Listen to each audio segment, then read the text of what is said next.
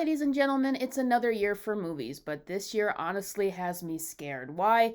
Because essentially speaking, there are no movies coming out. I mean, there are movies coming out, but it's just that there aren't a lot of blockbusters coming out. Because Hollywood has just undergone the biggest strike in history, both the writers and the actors striking. They were shut down so that they couldn't work for a very long time. But Hollywood has had a lot of problems for years in eliminating the mid-budget film, focusing only on blockbusters, and a lot of those blockbusters haven't been selling anymore, and this year I think really proved that. We saw the Disney remakes that used to rack up $1 billion fall, but especially because what Hollywood would always fall back on when things weren't selling were the superhero movies. And for years, it could be a really bad year, but it didn't matter for theaters because the next Marvel film would be coming out and that would make everything better. But as we saw in 2023, they can no longer rely on a Marvel movie to save the theaters. 2024 is the first year we've had in a very, very long time that does not have many major superhero releases. We've only got Deadpool 3 and Joker 2, which we'll talk about in a minute. But both of those are just singular movies that are supposed to be their own thing, particularly Joker 2. It's not supposed to be in the mainstream. So otherwise, with all the mainstream superhero stuff, they're taking a break from that. And for me, that's a little bit of refreshing. Even as a fan of superheroes, I am just so burnt out on all of them. I am so burnt out on all of the bad ones, all of the mistakes they've been making with the characters, all of the behind-the-scenes drama. I just really, really need a break from it. But at the same time, I'm worried about the theaters this year because, they've really been messed over by Hollywood and everything that's been going on behind the scenes, whether it's the strikes, which is from no fault of their own.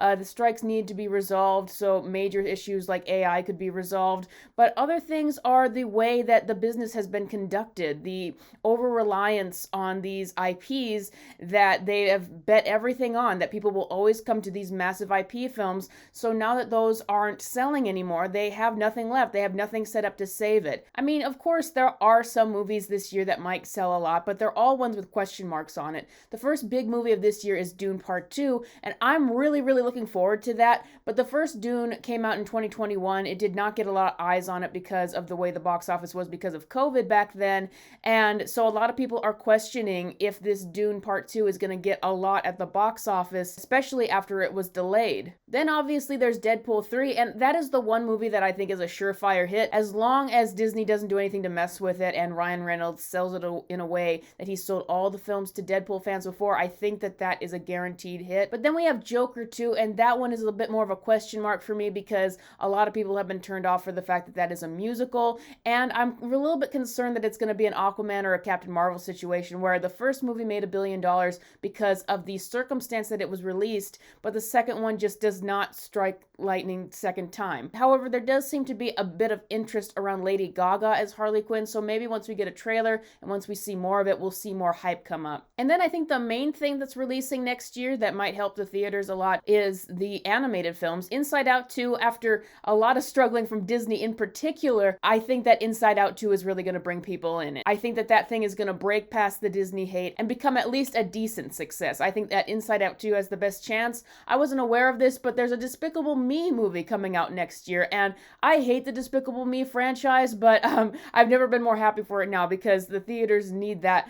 They need that money. So hopefully that'll bring people in. Maybe there'll be some sleeper hits, like maybe the Garfield film will really pick up. Maybe there'll be some indie films in the way that Everything Everywhere All at Once and things and Godzilla Minus One, a foreign film. Maybe there'll be some of those films that pick up. And we do have another Godzilla film, even though I just really hate the American Godzilla films, but that should bring some people in the box office. And then we have a new Planet of the Apes movie, which I don't know if that'll pick up again, but that's at least something there. But it's overall a really scary year because, like I said, a lot of these have question marks as to how well they're going to do.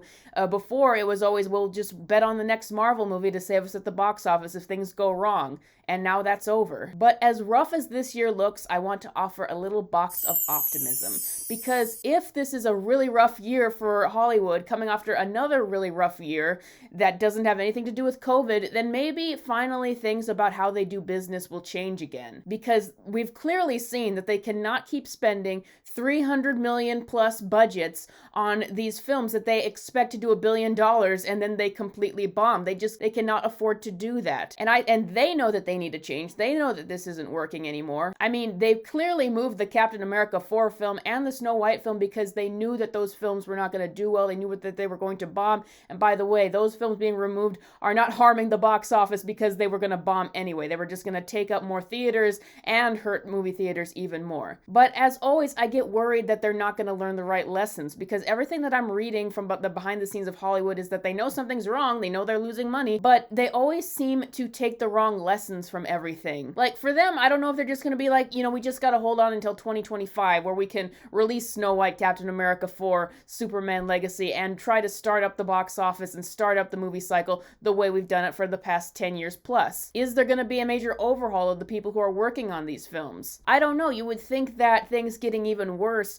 would lead to things getting better as they see that things can't be working, but it's just anyone's guess about what's going to happen. But however, with the current demise of the superhero mania, I think that it can make a comeback, but currently it is down on the floor. I do think that this is a ripe time for things in the industry to change, to start changing the way they're making movies, to start cleaning house, to start changing the kinds of movies get made, and maybe hopefully getting some new blood in there so we can finally get some new directors, some new voices, some new people who really know that they're doing and can make a good movie. Well, I'm not nervous about Hollywood because they have enough money still, they can survive. I am worried about how the theaters are going to be affected by this once again because they don't deserve any of this nonsense. It's not their fault that there are very few movies playing that people actually want to see, but this is going to be command central to recommend to you the movies to see this year and the ones to support those theaters and to support the kinds of movies that we want to see in the future. So what do you think about this year in 2024? Are there any movies that you are excited for? Are you just dead on all of it? Let me know in the comments below.